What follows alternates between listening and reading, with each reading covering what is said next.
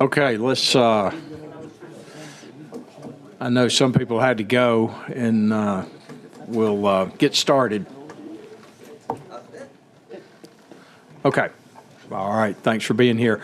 So today we're going to hear about TRS and PHIP, and you'll see in the budget some large increases for each. Mainly, we've had it good for several years, and Ms. Scott will tell us about that. We were trying to get Ms. Doyle's computer to be able to talk to that TV screen, and that's the reason it's there, but the computer won't talk to it, so we were going to have a PowerPoint. We're sent Ms. Doyle down to make photocopies of the slide deck for you all to have, and I think you should look at it and study it. Ms. Scott will go through that here in a few minutes. Before we start, though, computer to be able to talk, my plan is, and we've talked about this somewhat, I'm going to take my file folders, which is about yay to yay of information I've been collecting since the fall of people requesting this, that, and the other, various wants and needs and yada, yada, yada. I'm going to box it up, and I'm going to take it to North Alabama for our off week. My file from senators and their request is about yay big.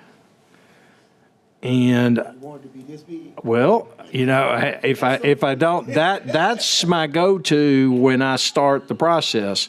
All of our lobbying friends and other friends, they don't have a vote, and they're not a senator. The people didn't send them down here. They may want some good and nice things and come in and say how wonderful it is. But as Senator Figures just asked, she had a particular request, and I had a visit from the advocates. But I told Senator Figures, I said, and she said, do I need to put that? I said, it carries so much more weight with me when I have a senator saying, I would like to see that happen. Now, does that mean everything? It ain't Santa Claus and you don't get all the presents, but I'm going to work to address that need. I was planning on doing it already, but I said, your letter will help me. And it's not just my district. Let me say No, it's statewide. I just want them to know. And that's, her letter will help me, do that. Well, now I hear you say, oh, I don't have to do that. And this is about, I don't think you mind my saying, about the breakfasts for the children. And I had a group. All over the state. Yeah, all over the state. I had advocates come visit, just like that. But if Senator Singleton also, it doesn't have to be long and pretty, it could be 3 sentences, but you go in my Senate file, and I may have 5 letters from him. One of them's the lunch program or the breakfast program. One may be the summer feeding program that we have for the camps, the summer camps that we started and things like that, and the federal funds have dried up for the breakfasts. And if that's important to 1, 2, 3, 4, 5, however many senators, the weight, in my mind, goes up, that, hey, it's not just one. This is a concern in West Alabama, South Alabama, Central Alabama, wherever. That helps me. And then if there's another competing interest, and I've only got one senator going, gimme, and it's like, no, wait, I can count, do my math, and the numbers will win. And seriously, folks, that's where I go, and I want to try to help everybody here that it can do it. Now, if you've got things in your district, that send another letter, or put it all in one.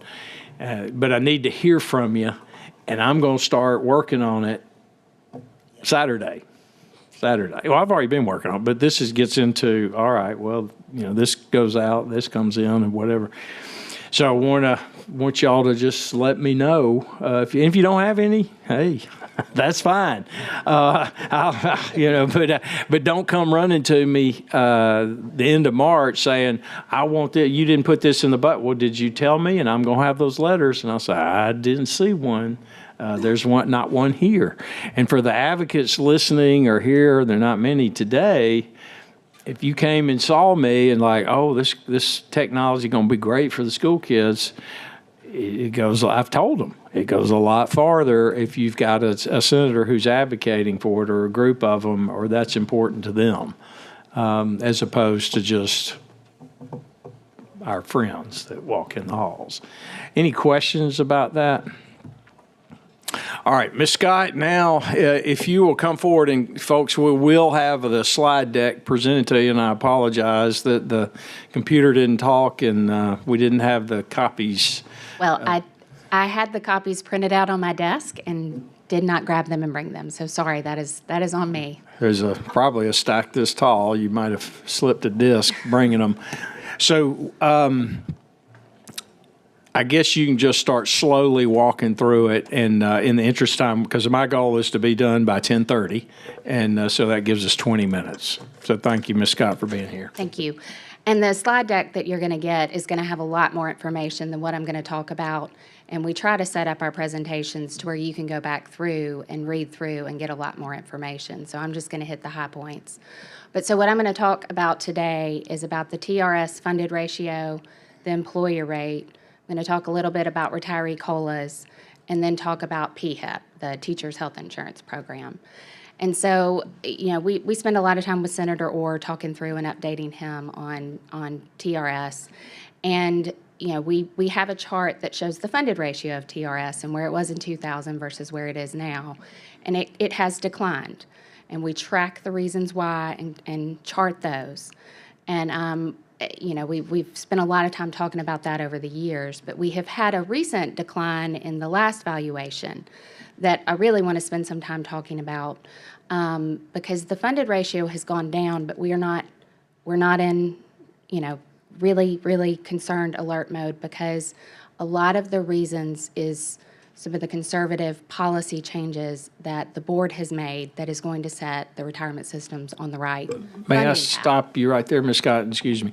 So, members, what she's, just so you know, our funded ratio is now for the TRS 58? 65%. 65%. What is it for ERS? It is, for the total ERS, it's like 58. 58, I think the state's okay. a little bit lower. Okay.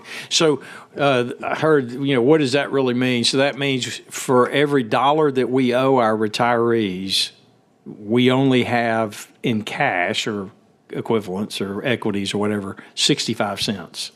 So there's a delta, and of course for general fund it's 42 cents of a delta.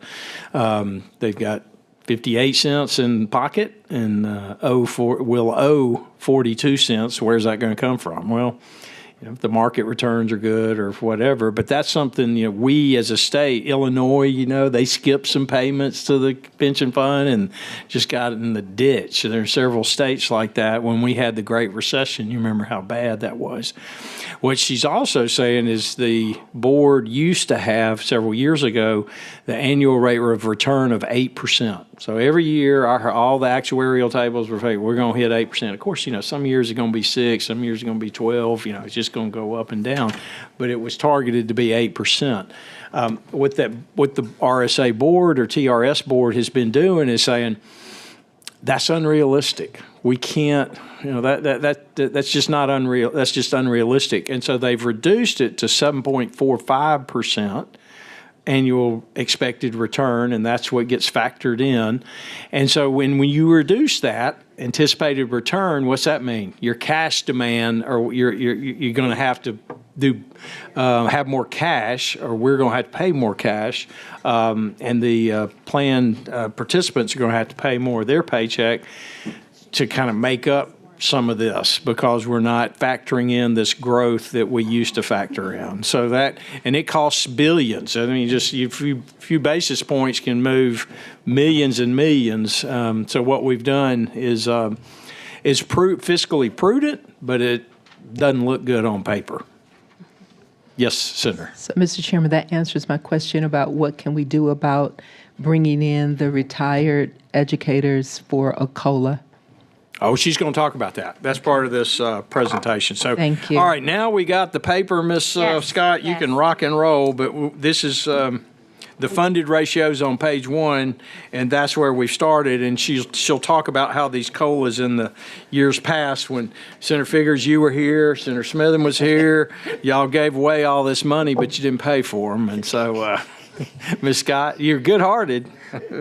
So as you can see in the first page with the funded ratio chart, we kind of track what are the reasons for the changes in the funded ratio. And you have in red, the four retiree COLAs in the 2000s that at the time the practice was to pass the COLA without funding them.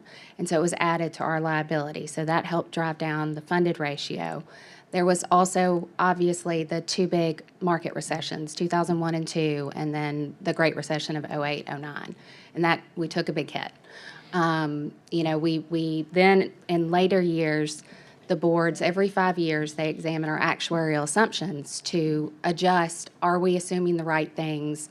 What adjustments need to be made to make sure the plan is being funded at the appropriate rate. And so we've made some changes over the years, like Senator Orr said, dropping the assumed rate of return, assuming people live longer, closing our amortization schedule. All of these things increase liabilities and cost. And so it's always a balance of making sure you've got good assumptions, but also we have to balance, we need to make sure the state can afford it. We don't want to become an Illinois to where the employer rate is so outlandish that employers can't afford to pay it. And so it is a balance. We've recently realized, or I think people smarter than me knew this, that when you have outsized pay raises, that it will increase our liabilities. The actuaries have an assumption about what the payroll growth is going to be. And y'all have taken some necessary actions needed to happen. But the two pay raises in 22, 23, and the salary matrix changes added about $1 billion to the unfunded liability. So there's just a couple of things at play right now. And then also the 23 investment return was negative double-digit number.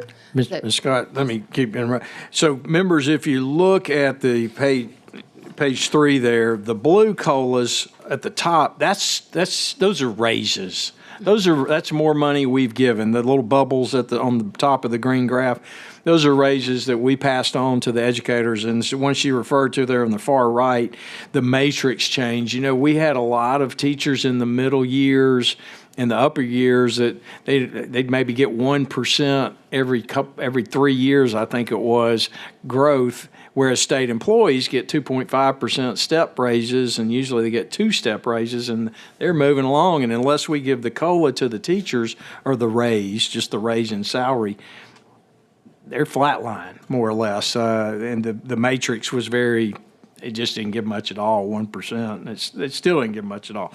The red boxes are these unfunded COLAs that were given, where the legislature just voted and said, all right, RSA, raise the amount that the retirees are getting by 2% or 3%, but we didn't give them any more money.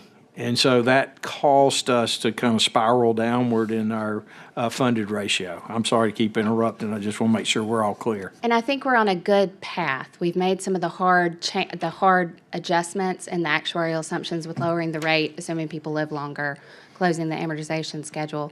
We've got a good investment return that will be coming in for the next valuation, over 20%. So I think we're trending the right way, but we're obviously going to be very concerned about anything that's going to add a large amount of unfunded liability to the system. And so the next few slides go through kind of the history of retiree COLAs. And a lot of states have COLAs built into their plan design to where you fund it throughout the employee's career. We are not one of those states. And so the only way to have a retiree COLA is if it's granted by the legislature or ad hoc. And there are a couple of states that are in the similar position as us. But the difficulty has become the pressure from the retirement system and our funded ratio and the high cost to grant a COLA. The cost to pre-fund, so a funded COLA, would be $236 million for a 1% TRS COLA. That's a lot of money. And to do something meaningful for retirees would be even more. And so it puts y'all in a difficult position because you don't have those large chunks of cash that you can give to us to fund the COLAs. And so what y'all have done over the past few years is bonuses, the one-time retiree bonuses. And those are funded as y'all do them. if you go back to the unfunded COLAs that were passed, I've got slide 7 shows we've paid out $7 billion on those. And we're still paying, these are just the ones that we're still paying out on. And so there's long-term impacts to the unfunded COLAs. Y'all have also set up retiree trust funds with the thought to, at some point, if there's a way to fund a funding mechanism for those, to where RSA can manage it and invest the money, they can grow, and at some point could fund a bonus or a COLA. But it's difficult. Where does the money come from? And you still have to build up a good amount. I'm going to go ahead and speed through to PHIP next. And I really appreciate the opportunity to. So let me interrupt. We're not on a timeline, so you can take a little bit more time. I thought we had another group coming in at 10:30. So if you have to leave, members, just feel free to get up and go. You got a lot of the information. Thank you. So PHIP, it's very important to kind of get in front of y'all and talk about the program because we're asking for a very large rate increase this year. Since 2017, we've been funded at the $800 per member per month rate. And we are coming to y'all with a very large request to increase it to $904 per member per month, which is a total increase of about $124 million. So the first few slides in the PHIP presentation kind of give you an overview of who does PHIP cover, how is it eligible, and then we talk about how it's funded. And it's funded from the member premiums and copays and deductibles, and then from the legislature setting the employer rate that the education employers pay per active employee every month to PHIP. Ms. Scott, before we go further, Senator Smitherman had a question. My question is that if we're successful at giving you what you need, and I'm going to say it that way, it doesn't take long for me to change my verbiage to need. What impact will that have on the members, state employees, and everybody else on them when we give them a raise? Because in the past, you know what I'm saying. That's why you smiling. I remember. So I'm gonna stop because you smiling. Nonverbal communication. You know what I'm talking about. 2016 was rough. Yeah. So tell me about how we gonna keep the raises for the people we give it to without them having to shift it over. And I know why. You've just told us why it shifts. My whole life, I never knew exactly why, but you've answered my question. But how can we, by helping you all, help the people we give raises to keep that little money for their own selves instead of shifting it to? It's a difficult question. I think we've got it answered for fiscal year 26. If we are funded at that rate, the board is not going to have to take any action to increase member out-of-pockets. The board has already authorized, and we are planning to use up to $120 million out of the Healthcare Retiree Trust Fund. And so we are good for 26. We still have problems coming. We've had a lot of increasing costs, mainly from the Medicare side that I'm going to talk about.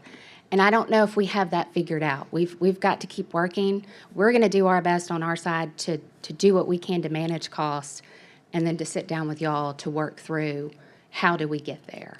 But the retiree trust, talking about taking the money out of that, those were set up in 2007 and were funded with some kind of one-time monies from PHIP at a time when we actually had additional monies, which has not happened since, and have just grown based on investment income. So the current balance of the trust fund is $2.3 billion. Billion. Okay.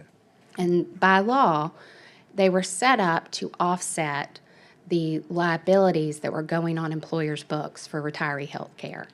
And they can only be used for retiree health care costs, and we can only use up to 10% of the fair market value in a year for those costs. We've made 2 withdrawals from the trust back in 2015 and 2016, and the board has authorized an additional $120 million for fiscal year 26 because we got hit with such a funding issue.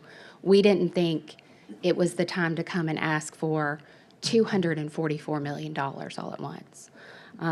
So if you look at the funding sources on page 19, you'll see The legislature, through the employers, is the main source of our funding. For fiscal year '24, the total employer contribution was $1 billion. And the members, they pay about 26% through their premiums. So I'm going to flip through. The increasing medical and pharmaceutical cost is what's kind of driving our ask. We've got a couple of charts that show how that trend line is always going up. What page are you on? I'm on page 26. That trend line's always going up. Back in 2003, we spent $588 million, and in '24 we spent $1.3 billion, and we're projecting out large increases through '27. One of the things that is driving this change is the changes that the federal government made for the Medicare program. So for our Medicare-eligible retirees. 26. So for fiscal year '24, we spent $57 million on that program. And that is the health care coverage for the Medicare-eligible retirees we do through a Medicare Advantage prescription drug plan. And y'all passed out a bill last week out of committee to help us with that RFP, actually. The federal government did two things. In the Inflation Reduction Act, they increased the cost to the plan for prescription drugs for those group of retirees. And they also, CMS at the same time, changed how they fund those plans, which had a very direct impact on us of increasing, basically shifting the burden. The state picks up a bigger part of the tab for those retirees. So for fiscal year '24, we spent $57 million. We estimate that we're going to spend between $240 and $250 million on that same population for fiscal year '25. So that is driving the largest part of our cost increase. We're trying to figure out how to manage that. We're in the middle of an RFP, and we've been working to see how best can we bid that to get the best rate to keep the same coverage for those retirees. We had been hopeful that maybe there would be some changes at the federal level at how CMS is funding, but we don't think that's going to happen. And so we're going to get that bid back in April, and we'll kind of better know what the trajectory is for that. So you've got funding us at the 904, which is the $124 million increase for fiscal year '26, and us using $120 million out of the retiree trust fund. We then have the same funding problem in fiscal year '27 because we've used $120 million from the trust. And so that's kind of the issue we're trying to work through and wrap our head around. There's a good chart on page 28 that breaks down how much Chair? we spend and what we spend it on. Senator Albritton. Thank you. Thank you for this. I would say enlightening, but we've seen this. Is this related to it? I'm going to go a little bit off topic. I apologize, but we've seen major increases in Medicaid demands also in the general fund from 240 million or excessive of that. Is that the same causes as what you're dealing with here? You're talking about with the CMS changes and also with the federal changes. Is that a similar type? I can't speak to what's happened with Medicaid. What has impacted us with Medicare is unique to the Medicare program, but I could only imagine what has gone on the same side at the federal level for Medicaid. I can't help but think that there's a relationship there that's going on, all of which caused by federal changes that's pushing and having more costs coming down upon members and states. Right. Senator Singleton. Yes, thank you, Ms. Scott. When you was talking about the pharmaceutical part of it in terms of prescription drugs, do PHIP deal with rebates Yes. in the process? And do y'all have someone at RSA that really just specializes in working with those rebates? I'm going to use a bad word, Okay. but we have a PBM. Okay. I know. Sorry, Senator Butler. Finally pulled it out. I know. We do use a PBM, and the main thing that they do for us is they use their buying power to help negotiate the highest rebates that we can get on our drugs. And I don't have the exact number for fiscal year '24. I know for fiscal year '23, they negotiated $160 million in rebates for us, which has a significant impact. We had a PHIP board meeting yesterday, and the PHIP director reported that our per member per month for our pharmacy, just the active non-Medicare pharmacy, is $96. The average for other state plans is $160. If we spend $160, you're almost doubling the spend on pharmacy. And so we very closely manage the pharmacy. And we use a PBM, but we also spend a lot of time trying to manage the PBM as well. They don't get to set our formulary. We do it. The PHIP director probably spends 80% of his time on pharmacy. We have consultants that help us manage the PBM. And so it is a very time-consuming process, but it's one that has worked for the plan in a way that we haven't been able to have that success with the Medicare side, but we have with the pharmacy. Mr. Chairman. Sir, Smotherman? I had two questions. One, I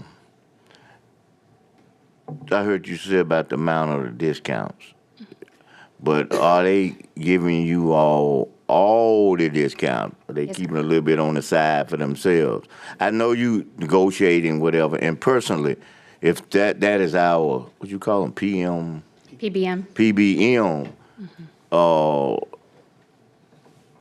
they shouldn't be telling us. We should be telling them. I mean, yeah, because, and so that's why I said what I said. Are they giving us all of it? Because we had some discussion before about them, and for some folk, they ain't giving none of the discount. They keeping all of them for themselves. That came out at that mic right there. And so that's my concern. And the other thing is that I know that they share those figures you gave, and I understand, and I accept them from you, but from them, I got concerned about the analysis they give. They say $160 there, and we paying $96. But let's just break it down. I mean, to live in California, I go to Washington. You go to Washington, D.C., for a one-bedroom efficiency with the bed folding up apartment is $3,000. I can get you for $1,750 staying in Midtown, downtown, where all the action is and everywhere else. So to compare $160 with us, it ain't the same. If everybody was equal across the state. So I just, I question them, not you giving me the figures, Right. because it's obvious you can see that I question some things that's coming from that direction. And I don't think we get those numbers from the PBM. Okay. We get them from consultants. Okay. We understand the concerns about the PBMs, and that's why we have such tight processes. And I think we're in the best position to ensure we are getting 100% of those rebates. Okay. I can never guarantee anything because sometimes you don't know what you don't know. That's right. But we have very tight contractual provisions to require that. And like I said, we have two different consulting groups that help us kind of manage some of that. Okay. Thank you very much. So if you turn to page 30, you see those graphs, and we're the green line there, and we've had it pretty darn good for about almost 10 years.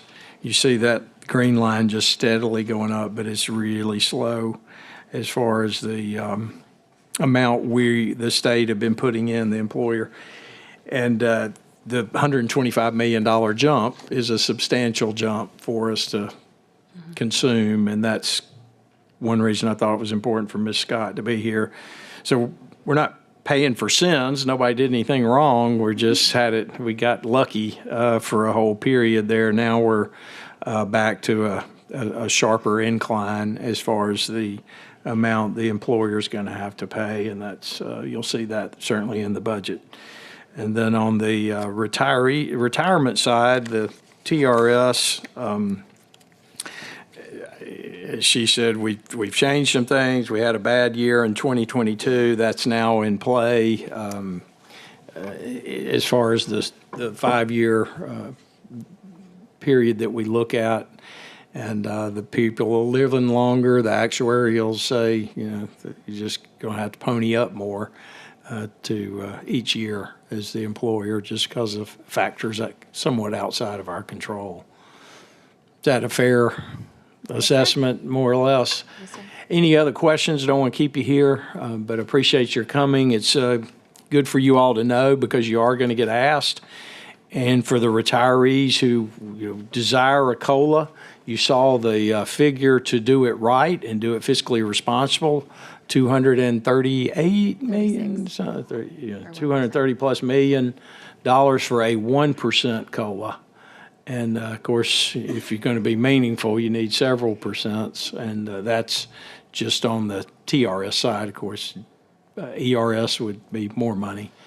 So it's a challenge to try to make that happen. And we'll certainly see, as far as a one-time bonus payment or something, what we can do in the days ahead. Any other questions? All right, y'all know how to find Ms. Scott. Ms. Scott, thank you so much. Thank you. We are adjourned. We'll. Thank you, Mr. Chairman. Yes, sir. The information and everything. Good. It did. You see, let me tell you something. You are really doing a good job of kind of showing us the whole picture. Because see, even though we talking about them